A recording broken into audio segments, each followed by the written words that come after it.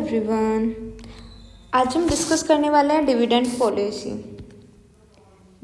Policy. इसमें जो जो मॉडल दिए गए हैं उन्हें डिस्कस करेंगे।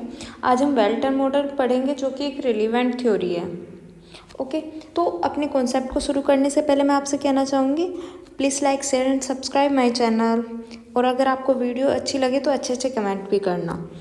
तो आपकी रिलेवेंट थ्योरी है वेल्टन मॉडल। अब वेल्टन मॉडल क्या बोलता है? वेल्टन मॉडल ये बोलता है जो फर्म है ना, वैल्यू ऑफ फर्म है, वो इफेक्टेड होती है कि आप डिविडेंड किस पोर्शन में, किस रेशो में पे कर रहे हैं अपने इक्विटी शेयर होल्डर को। बिकॉज यहाँ पे प्रेफरेंस शेयर होल्डर की बात नहीं होती है, इक्विटी शेयर होल्डर की होती है। क्योंकि प्रेफरेंस वालों का अपना खुद का एक फिक्स अमाउंट होता है, फिक्स परसेंटेज होती है, तो उसका डिसीज़न तो एक फिक्स डिसीज़न है, वो हम चेंज नहीं कर सकते। लेकिन जो आपके इक्विटी शेयर होल्डर हैं उनको आप कितना डिविडेंड पे कर रहे हैं वो आपके फर्म की वैल्यू पे इफेक्ट डालता है। मतलब यहाँ पे दो चीज़ होती है ना, रिटेन अर्निंग और डिविडेंड डिसीजन। तो इन दोनों का रेशो आपकी फर्म की वैल्यू पे इफेक्ट डालता है। ये मॉडल इसको सपोर्ट करता है, इस स्टेटमेंट को। तो यही आज हम देखेंगे। इरिलीवेंट वाले हम बाद में देखने वाले हैं, आज हम रिलीवेंट वाला, वो भी वेल्टन मॉडल, क्योंकि हम इसके साथ इसका प्रैक्टिकल क्वेश्चन भी करेंगे। आप इसे अच्छे से करना, फिर हम गॉर्डन मॉडल देखेंगे, सेम इसी के जैसा है। ओके, तो हम पहले वेल्टन मॉडल की थ्योरी पे जाने से पहले हम आपको समझाते हैं वेल्टन मॉडल कहता क्या है। तो मिस्टर वोल्टर ने ये कहा कि भाई फर्म का डिविडेंड डिसीजन इफेक्ट करता है फर्म की वैल्यू को। अब इसमें क्या हुआ, दो चीज़ ली इन्होंने। एक तो लिया आपका rate of return, internal rate of return, और एक लिया cost of capital. I think हम इन दोनों को टॉपिक को पहले भी पढ़ चुके हैं। कॉस्ट ऑफ कैपिटल हमने पढ़ा था, उसमें हमने इक्विटी की, प्रेफरेंस की और अदर सारी कॉस्ट निकालनी सीखी थी by practical question. And internal rate of return आपके फर्म का होगा यहाँ पे, फर्म। तो फर्म कितना अर्न कर रहा है, देखो अर्निंग, नेट अर्निंग तो होगी फर्म की, लेकिन उसमें से फर्म कितना रिटेन कर रहा है, ये उसका इंटरनल रेट ऑफ रिटर्न, मतलब फर्म कितना अर्न कर रहा है नेट अर्निंग में से, वो पोर्शन। और आपकी कॉस्ट ऑफ कैपिटल, मतलब आपकी ओवरऑल कॉस्ट ऑफ कैपिटल। देखो इसे तो आपका फर्म है ना, यहाँ पे देखो एफ से डिनोट करेंगे, और यहाँ पे कॉस्ट ऑफ फर्म है, वो रेट ऑफ रिटर्न है, ये आर से डिनोट होता है हमारी इस थ्योरी में। और जो कॉस्ट ऑफ कैपिटल है इसे सी से डिनोट कर देते हैं। लेकिन अगर मैं आपको बताऊँ, मैंने कॉस्ट ऑफ कैपिटल में पढ़ाया था, तो यहाँ पे ओवरऑल कॉस्ट होती है के ओ, overall cost of firm, cost of capital of firm. तो इन दोनों के बीच में कंपैरिजन करते हैं इस थ्योरी में, और बताते हैं कि क्या सिचुएशन अच्छी होती है, क्या डिक्लाइन की होती है, और क्या नॉर्मल होती है। तो मैं आपको बताती हूँ यहाँ पे, जब आपका कैपिटल की कॉस्ट कम होती है और आपका फर्म का इंटरनल रिटर्न ज़्यादा होता है, वो सिचुएशन होती है ग्रोथ की। फिर अगर हम बात करें, जब आपकी ओवरऑल कॉस्ट ज़्यादा होती है और रिटर्न कम होता है, ये सिचुएशन होती है डिक्लाइन। और थर्ड सिचुएशन, जब ओवरऑल कॉस्ट ऑफ कैपिटल बराबर होती है रिटर्न के, तो ये होती है normal situation. Okay, normal situation हो गई। अब इनमें क्या कहा, हमारे जो प्रोफेसर ई वोल्टर थे ना, जेम्स ई वोल्टर, इनका पूरा नाम जेम्स ई वोल्टर था। तो इन्होंने कहा जब आपकी ये सिचुएशन होगी ग्रोथ की, मतलब आपकी कॉस्ट आपके रिटर्न से कम होगी, उस सिचुएशन में फर्म को क्या करना चाहिए कि जो वो है ग्रोथ की सिचुएशन है, तो उसमें डिविडेंड तो 0% होना चाहिए, डिविडेंड 0% और रिटेन अर्निंग 100% होनी चाहिए। वाह, क्योंकि अगर आप डिविडेंड पे कर देंगे तो आप फर्म में उस पैसे को इन्वेस्टमेंट करते वो नहीं कर पाने के। अल्टीमेटली करना क्या है, अपने शेयर होल्डर की ग्रोथ करनी है, शेयर होल्डर की वेल्थ मैक्सिमाइजेशन करना है। तो अगर आप उसे रिटेन कर लेंगे और इन्वेस्टमेंट कर लेंगे तो होना तो कंपनी का प्रॉफिट बढ़ेगा, तो वो शेयर होल्डर की ही वेल्थ बढ़ रही है। तो इस सिचुएशन में ये डिसीज़न लेना चाहिए। वहीं जब दूसरी सिचुएशन आती है कि कॉस्ट ज़्यादा है रिटर्न कम है, तो उसमें वो डिक्लाइन स्टेज होती है और उसमें ना जो रिटेन अर्निंग है वो ज़ीरो रखें और जो डिविडेंड है वो 100% करें। ये बोला आपने मिस्टर ई वोल्टर ने। और जो थर्ड सिचुएशन है, इन्होंने कहा इस सिचुएशन में ये डिपेंड करता है, मतलब वोलेटली नेचर का है कि जो मर्जी हो वैसा डिसीजन ले सकते हैं आप, कितना भी इक्विटी ले सकते हैं और कितना भी डेब्ट दे सकते हैं और कितनी भी रिटेन अर्निंग कर सकते हैं। ओके, अब मैंने आपको बता ही दिया था कि रिटेन अर्निंग और डेब्ट होता कहाँ से है। जब आपका प्रेफरेंस पे करने के बाद अर्निंग फॉर इक्विटी होल्डर बचती है, इक्विटी शेयर के लिए प्रॉफिट फॉर इक्विटी शेयर बचता है, तो उसमें वो दो भागों में डिवाइड होता है, एक तो डिविडेंड पे करना है और एक रिटेन अर्निंग करनी है। तो ये डिविडेंड पे आउट रेशो होता है, डीपी रेशो, और ये होता है रिटेन रेशो। तो हमें यही देखना है कि कंपनी डिविडेंड पे करे किस परसेंट से, रेशो किस परसेंट से। वोल्टर मॉडल यही सिचुएशन बताता है। अब हम इसकी थ्योरी पढ़ते हैं। ओके, देखो आपका यहाँ से थ्योरी स्टार्ट होती है। Volter model. Now, as Volter model was prepared by James E. Volter for determining dividend policy, Professor James E. Volter model suggests that the dividend policy and investment policy of the firm cannot be isolated, rather they are interlinked. As such, choice of former affect the value of the firm. His proposition clearly stated the relationship between the firms की भी relationship को clearly बताती हैं। अब firms की किस किस चीज़ के बीच है relationship, internal rate of return r और अपॉर्चुनिटी कॉस्ट ऑफ कैपिटल और रिक्वायर रेट ऑफ रिटर्न ये सी, जैसे K0 से भी हम डिनोट करते हैं Q से। That is in other words an opportunity dividend policy will have to be determined by relationship of R and C। हाँ, इन्होंने कहा कि जो ऑप्टिमम डिविडेंड पॉलिसी है, ऑप्टिमम डिविडेंड पॉलिसी क्या होगी, जहाँ पे फर्म की वैल्यू ऑप्टिमम होगी, जहाँ पे कॉस्ट फर्म में कम होगी, वो सिचुएशन डिटरमाइन होती है आर और सी के रिलेशनशिप से। Okay, in short firm should retain its earnings in the earnings, और ये सीनियर ये earning in if the return on investment exceed the opportunity cost of capital and in the opposite case। मतलब क्या है कि retain earning क्या रखेगा firm जब उसका रिटर्न ऑन इन्वेस्टमेंट एक्सीड हो रहा है कॉस्ट ऑफ कैपिटल से, और अपोजिट से सिचुएशन मतलब रिटर्न ऑन इन्वेस्टमेंट कम हो रहा है कॉस्ट ऑफ कैपिटल से। तो ये इस मॉडल में बात किया गया। It should distribute its earning to the share holders, और उसे चाहिए कि वो क्या अर्निंग करे अपने शेयर होल्डर में। तो वोल्टर मॉडल में के व्यू से optimum dividend pay out ratio can be summarise as follow. वे तीनों सिचुएशन बताई इन्होंने। फर्स्ट, जब आपका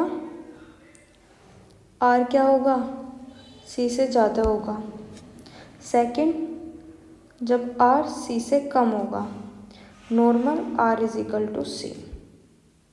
ओके, तीनों सिचुएशन हो गई। फर्स्ट में क्या कहता है, इस सिचुएशन में ऑप्टिमम पे आउट रेशो जो होगा ना, dividend pay out ratio, dividend pay out ratio आपका क्या होगा 0 और रिटेन रेशो होगा आपका 100। वहीं इस वाली में आपका डिविडेंड पे आउट रेशो, जब आपकी रिटर्न कम होगी वो हम रखेंगे 100 और आपकी रिटेन होगी आपके 0। ओके। देन थर्ड सिचुएशन, जब दोनों इक्वल होंगे, इस सिचुएशन में होगा आपका नॉर्मल कि आप as your wish as owner wish. Okay, कुछ भी रख सकते हैं, उसमें कोई प्रॉब्लम नहीं है। तो रिटेन ऑल अर्निंग, देखो यहाँ पे ये है कि जो ये है ना आपका welter model, internal rate of return और सी में ये रिलेशनशिप बताता है, यही यहाँ आगे डिक्लेयर किया गया है कि क्या है। तो यहाँ पर फर्स्ट में वही बताया जो मैंने ऊपर आपको बता दिया, retain all earning when R greater than C, distribute all earning when R less than C, और dividend policy no effected when R is equal to C. Okay, तो ये सिचुएशंस होती हैं आपकी इस मॉडल में और यही बताया गया है। फिर इसमें क्या कहा कि ये अजम्पशन है इसकी, फर्स्ट है कि आपका जो वो होगा इंटरनल फाइनेंसिंग, मतलब क्या है, कंपनी में जो फाइनेंसिंग होगी ना वो रिटेन अर्निंग से ही होनी है, कोई एक्सटर्नल फंड यूज़ नहीं होना, outside fund, source of fund retain earning ही होनी है। फिर constant return and cost of capital, return और कॉस्ट ऑफ कैपिटल कॉन्स्टेंट होंगे, मतलब जो हमने कंप्यूट कर दिया वे चेंज नहीं होने वाले, वो ही रहने हैं। फिर 100% पे आउट और रिटेन, मतलब या तो 100% पे आउट होगा या 100% रिटेन होगा, ये सिचुएशन भी इसमें होती हैं। और कांस्टेंट ईपीएस और डीपीएस फॉर्मूला, आपका फॉर्मूला देखें तो फॉर्मूले में बताया P is equal to D P S plus R upon C, bracket में E P S minus D P S upon C. तो यहाँ पे जो P है हमें निकालनी है, P मतलब मार्केट वैल्यू ऑफ इक्विटी, तो आपको इक्विटी की मार्केट वैल्यू निकालनी है। अब वैल्यू कैसे निकालेंगे, जो हमारा प्रॉफिट है मतलब जो अर्न किया, अर्न अपॉन कॉस्ट। अब अर्न कितना किया और कॉस्ट कितनी है क्या है, एक तो डिविडेंड मिला, डिविडेंड पर शेयर प्लस क्या अर्न हुआ उसे, डिविडेंड तो मिल गया। अब जो अर्निंग पर शेयर था उसमें से जब हम लेस कर देंगे डिविडेंड पर शेयर, जो अमाउंट बचेगी, देखो शेयर पर शेयर जो अर्निंग थी उसमें से डिविडेंड भी पे हुआ और रिटेन अर्निंग भी, ठीक है। तो डिविडेंड पे हुआ, रिटेन अर्निंग, तो रिटर्न जो मिला ना हमारे फर्म को अपॉन सी कॉस्ट, इतनी कॉस्ट पे, वो percentage upon overall cost of capital, ये आपका फॉर्मूला होगा। डिविडेंड पे होगा उसकी अमाउंट, जो एक्स्ट्रा अमाउंट है उसका रिटर्न, जितना रिटर्न फर्म को मिला return percentage upon overall cost जो उसकी है वो मिला, अपॉन सी मतलब कॉस्ट ऑफ कैपिटल ओवरऑल। तो इस तरह से कंप्यूट करा जाता है। तो यहाँ पे P stand for theoretical market value of the company equity shares, DPS dividend per share, R मतलब रिटर्न ऑन इन्वेस्टमेंट या फिर फर्म का जो इंटरनल रिटर्न है, और C stand for rate of capitalization in the market. फिर EPS क्या है, earning per share, earning per share. तो ये आपका फॉर्मूला है। अब इसके बाद हमारा क्वेश्चन स्टार्ट होता है। क्वेश्चन आपको अच्छे से समझा देगा तीनों सिचुएशन, ग्रोथ, डिक्लाइन और कांस्टेंट। यहाँ पे देखते हैं क्वेश्चन क्या है। क्वेश्चन कह रहा है अर्निंग पर शेयर ₹10 है, कैपिटलाइजेशन रेट 10% है, मतलब overall cost of capital KO या C। ओके, तो ये आपका EPS 10 और C 10%।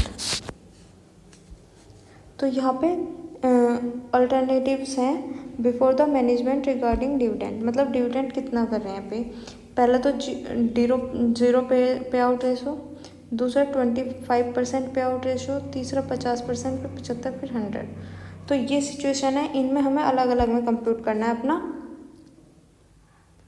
Market value of equity share.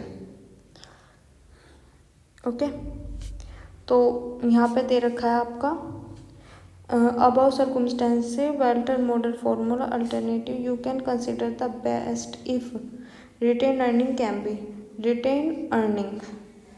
can be employed on the yield or return मतलब R। ओके, R क्या है, 15% है, 8% है, 10% है इन सिचुएशन में। तो फर्स्ट देखो आपका दे रखा था C capitalization rate 10%, 0.10, earning per share 10 rupees, dividend per share सारे सिचुएशंस का अलग अलग निकालना। डिविडेंड पर शेयर कितना कितना निकालना, देखो 0 पर डिविडेंड पर शेयर 10 का 0% 0, 10 का 25 2.50, 10 का 50% 5, 10 का 75 7.5 और 10 का 100% 10। अब फर्स्ट सिचुएशन जो है जहाँ पे 15% रिटर्न हमारा बताया गया है 15%, तो ये 0.15। उस सिचुएशन में जब हम फॉर्मूले में सारी चीज़ें रखेंगे तो आपका क्या है, डिविडेंड पर शेयर कितना है 10 प्लस रिटर्न आपका 0.15 upon overall cost of capital 0.1, और इसमें मल्टीप्लाई हो जाना है आपका अर्निंग पर शेयर 10 है और डिविडेंड पर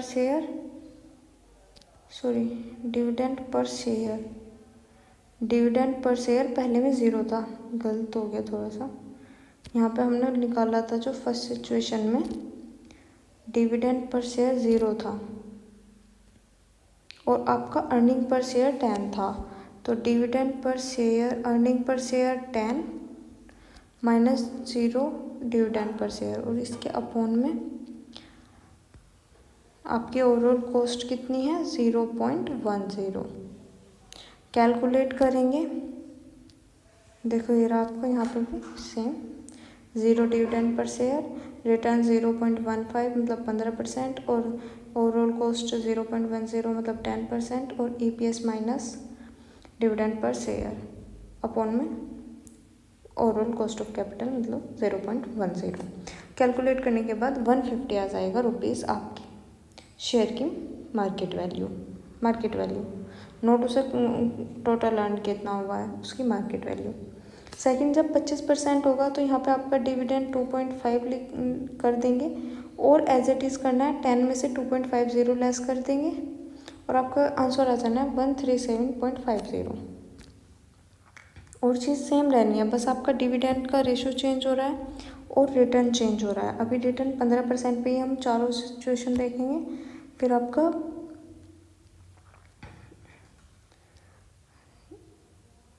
उसमें रिटर्न जो है आपका क्या था फर्स्ट में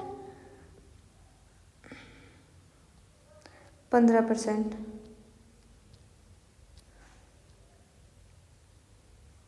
ओके, उस पे ही देख रहे हैं हम सारी सिचुएशन, बी पे नहीं गए अभी।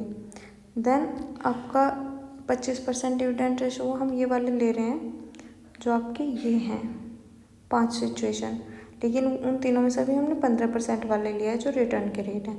थर्ड सिचुएशन में आपका 50% बोला था, तो 50% पे आउट रेशो है तो 5.0 एंड रिटर्न वही 15% और 10% overall cost of capital 10 minus 5 upon 10% overall cost of capital, तो 125 आ गए यहाँ पे आपकी market value of equity share. ऐसे ही 75% में आपकी 112.50 आ गई और 100% में आपकी ₹100 आ गई। अब 100% डिविडेंड पे आउट रेशो होगा तो रिटर्न अर्निंग ज़ीरो होगी, लेकिन यहाँ पे कोई ऐसा खास इफेक्ट नहीं पड़ेगा उसका। लेकिन हाँ, यहाँ पे आपका जो आएगा ना डिविडेंड पर शेयर, वो ₹10 आएगा, क्योंकि अर्निंग पर शेयर कितनी है 10, और 10 का 100% 10, और यहाँ पे आपका 15% 10%, 10 - 10 0, तो ये ओवरऑल ज़ीरो ना, 10/1 0.10, तो ये आपका 100 आंसर आ जाना है। ये आपका इंटरप्रिटेशन दे रखा है। फिर ये बी सिचुएशन दी है। बी सिचुएशन में क्या है देखो, हाँ यहाँ पे देखो, फर्स्ट सिचुएशन जो थी आपकी 15% आपका रिटर्न था, ओवरऑल कॉस्ट थी 10%। तो इस केस में आपका क्या है, ये ग्रोथ की सिचुएशन है। क्या है, ग्रोथ की सिचुएशन। आर बड़ा है सी से, तो यहाँ पे ये सजेस्ट किया जाता है कि जो अगर आप अपना डिविडेंड पे ज़ीरो करेंगे और अपना जो रिटेन अर्निंग है वो 100% रखेंगे ना, तो आपका यहाँ पे मैक्सिमम वैल्यू आनी है फर्म की। और यही हमने देखा कि फर्स्ट जब हमने 0% डिविडेंड रखा तो फर्म की 150 आई, जब डिविडेंड पे आउट रेशो बढ़ाया तो 137 हुई, उसके बाद 125, 112 और फिर 100, तो घटती चली गई। लेकिन जब zero dividend pay out ratio रखा तो सबसे मैक्सिमम वैल्यू थी। उसके बाद सेकंड सिचुएशन देखो, जब फर्म की वैल्यू मतलब रिटर्न कॉस्ट से कम है, तो उसमें कहा कि आप रिटर्न कम है तो आप डिविडेंड 100 रखो, रिटेन अर्निंग 0 रखो। तो डिविडेंड जिसमें सबसे ज़्यादा होगा उसकी वैल्यू सबसे ज़्यादा होगी। एट द फर्स्ट में देखो zero dividend pay 80 rupees. Second situation 25 dividend pay 85 बढ़ा, फिर 75 पे 95 और 100 पे 100। तो सबसे ज़्यादा किस पे है, जहाँ पे हमने 100% डिविडेंड पे आउट रखा। थर्ड सिचुएशन हमारी इक्वल मतलब 10%, तो यहाँ पे 10% मतलब इक्वल, तो यहाँ पे कोई ज़्यादा इफेक्ट नहीं पड़ने का। फर्स्ट भी, सेकंड भी, थर्ड भी सब 100 है, हर पांचों सिचुएशन में पी की वैल्यू 100 है, तो इसमें इफेक्ट नहीं पड़ना। तो ये क्वेश्चन आपकी जो थ्योरी है ना उसे अप्लाई करके दिखा रहा है कि ये रियलिटी है। ये सेकंड क्वेश्चन आपका उसी पे बेस है आपके ऊपर वाले क्वेश्चन पे, लेकिन ये थोड़ा थ्योरेटिकल है। देखो करते हैं इसे भी, दो क्वेश्चन कर लेंगे तो आपकी और अच्छी प्रैक्टिस हो जानी है। ये थ्योरी है as per value dividend continuously for the period of share holder current year. ये दे रहा current year firm report net earning of ₹6 lakh, estimate the firm earn 1,20,000। 6 lakh की अर्निंग थी, फर्म ने अर्न के 1,20,000, मतलब 1,20,000 बटे 6 लाख आ जाएगा rate of return. Then the amount retained, the investors have alternative invest opportunity, yield 10%, 10% हो गई हमारी ओवरऑल कॉस्ट ऑफ कैपिटल। अब फर्म हैज़ 60,000 शेयर्स आउटस्टैंडिंग, मतलब फर्म के पास 60,000 शेयर आउटस्टैंडिंग है, मतलब उन्हें 60,000 शेयर उनके पास हैं। तो हम निकाल लेंगे अर्निंग पर शेयर, अपने 6 लाख की अर्निंग है उसमें से 60,000 को से डिवाइड करेंगे तो ये आ जानी है 10। What should be the dividend pay out ratio of the company where maximize the wealth of share holder की वेल्थ मैक्सिमाइज होगी जहाँ पे वो ऑप्शन। तो यहाँ पे क्या होगा वही मैंने आपको कंप्यूट करके भी दिखा दिया था। आपका ओवरऑल कॉस्ट 10% है, रिटर्न निकालेंगे 1,20,000 को 6 लाख से डिवाइड करेंगे, मल्टीप्लाई 20% आ गया। अर्निंग पर शेयर आपकी ₹10 आएगी, 6 लाख को 60,000 से डिवाइड करेंगे। तो यहाँ पे क्या है आपका रिटर्न और इक्विटी को कंपैरिजन करो, 10% और 20%, मतलब ओवरऑल कॉस्ट और रिटर्न, आपका रिटर्न 20% है, कॉस्ट 10% है। तो ये आपकी ग्रोथ की सिचुएशन है। तो इस सिचुएशन में अगर आप पे आउट रेशो 0 रखेंगे, मतलब आपका DPS अगर 0 होगा तो आपकी कंपनी को ऑप्टिमम सिचुएशन मिल जानी है। वो यहाँ पे करा गया क्वेश्चन में। DPS 0 लिया गया, अर्निंग पर शेयर 10 था, DPS -0, देन 20% रिटर्न था, 10% कॉस्ट थी अपॉन 10%। कैलकुलेट करा, 200 आंसर आ गया। तो ये आपकी ऑप्टिमम वैल्यू है फर्म की। ये ऑप्टिमम वैल्यू इस तरह आ सकती है जब हम डिविडेंड 0% डिस्ट्रीब्यूट करें।